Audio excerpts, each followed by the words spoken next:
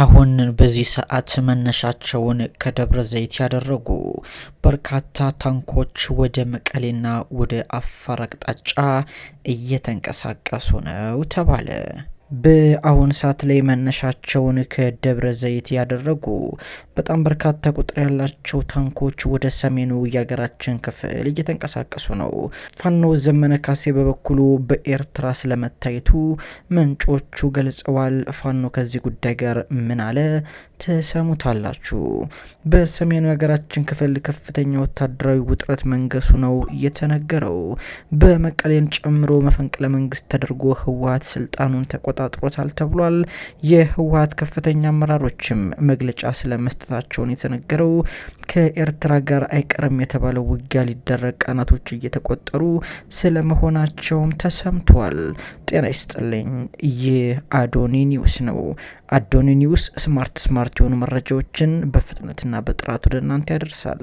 ሰብስክራይብ እያደረጋችሁ የደወል ምልክቷን ስትጫኑ መሰል መረጃዎች ወደ እናንተ ይደርሳሉ። አብራችሁን ቆዩ።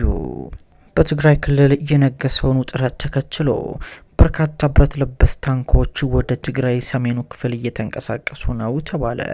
የኤርትራ ጦርን በከፍተኛ ሁኔታ ወደ አገሪቱ ድንበር መጠጋቱን ተከትሎ የአብይ አህመድ አስተዳደር የሰራዊቱ አባላት ከሁለት ግዙፍ ክፍለ ጦሮች ጋር በመሆን ከ80 በላይ ታንኮች ወደ አገሪቱ ሰሜናዊ ክፍል ሳይንቀሳቀሱ እንዳልቀረ ተነግሯል።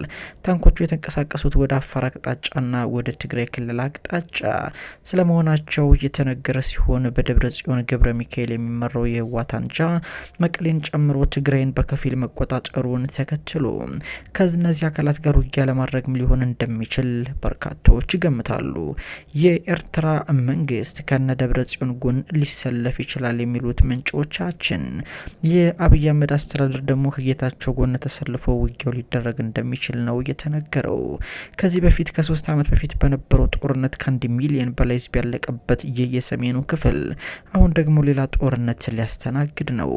እናቶች ቀብረው አልቀሰው ሀዘኑ ያልወጣላቸው ልጆቻቸው ደም ዛሬም እየጠራቸው ይመስላል። ሌሎች ልጆቻቸውን ለመገበር የተዘጋጁም ይመስላሉ ተብሏል።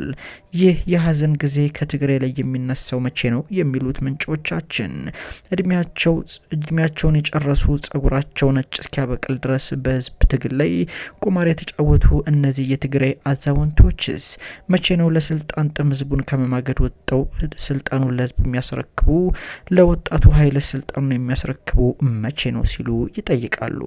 የኤርትራ መንግስት በበኩሉ ለነ ደብረ ጽዮን ሽፋን እየሰጠ ነው የሚል ግምት የተቀመጠ ሲሆን በአማራ ክልል የሚንቀሳቀሰው የፋኖ ኃይልም ከወዲሁ በማን ረድፍ ሊሰለፍ እንደሚችል እየተገመተ ቢሆንም ነገር ግን የፋኖ ኃይሎች ከፍተኛ የሆነ አቅም ስላላቸውና ህዝባዊ መሰረትም ስላላቸው የሚሰለፉበት ኃይል እንደሚያተርፍ ወይም ሊያሸንፍ እንደሚችል ይገመታል። አንድ የመረጃ ምንጫችን ፋኖ ዘመነ ካሴ ኤርትራ ታይቷል፣ ኤርትራን በመሄድ ከኢሳያስ ጋር ተገናኝቷል በማለት ግምታቸውን እያስቀመጡ ቢሆንም የተረጋገጠ ነገር ግን የለም። በፋኖ ኃይሎች መካከልም እርስ በርስ ያለው የስልጣን ሽኩቻ እንዲሁ በአስቸኳይ የተፈታ ባለመሆኑና አንደኛው የፋኖ ኃይል በሌላኛው የፋኖ ኃይል ላይ በመሳሪያ የታገዘ ማሳደድን የሚፈጽም በመሆኑ ይህ ደግሞ ለክልሉ አደገኛ ነው ሲሉ ይናገራሉ።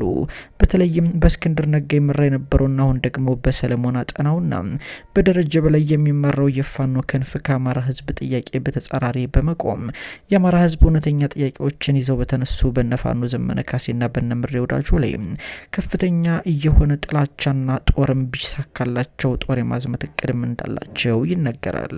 የሆነ ሆኖ የትግራዩ ጦርነት ዳግም የሚጀምር ከሆነና እነ ደብረ ጽዮንና ኤርትራ ባንድ ረድፍ አብይና ጌታቸው ረዳ ባንድ ረድፍ ነው ትግራይ ለሁለት ተከፍላ ውጊያው የሚደረግ ከሆነ የፋኖ ኃይሎችም በተለይም እነ ፋኖ ደረጀ በላይና እነ ሰለሞን አጠናው ከአብይ አህመድ ጎን ሊሰለፉ እንደሚችል ነው ግምት እየተሰጠ የሚገኘው። የሆነ ሆኖ የአማራ ህዝብም ሆነ የትግራይ ህዝብ እንዲሁም ብሎም የኢትዮጵያ ህዝብ ጦርነት ሰልችቶት ኑሮን በማሸነፍ ትኩረቱ ላይ እንዲያደርግ እየተነገረ ነው። በተለይም የአማራ ህዝብ የተደቀነበትን የህልውና አደጋ በእውነተኛ የፋኖ ልጆቹ አማካኝነት ለመጨረስ ይህ እድልም እንደ መልካም አጋጣሚ ሊቆጠር ይችላል ሲሉ በርካቶች ገልጸዋል። የፋኖ ኃይሎች በአማራ ህዝብ ላይ የህልውና አደጋ የደቀነውን የአብይ አህመድን ስርዓት ለመገርሰስ ከዚህ የተሻለ ጊዜም እንደማያገኙ ነው እየተነገረው። ለዛሬ የነበረን መረጃ ይህንን ይመስላል። አዶኒ ኒውስን ሰብስክራይብ አድርጋችሁ መቀላቀል እንዳትረሱ። መልካሙን ያሰማን።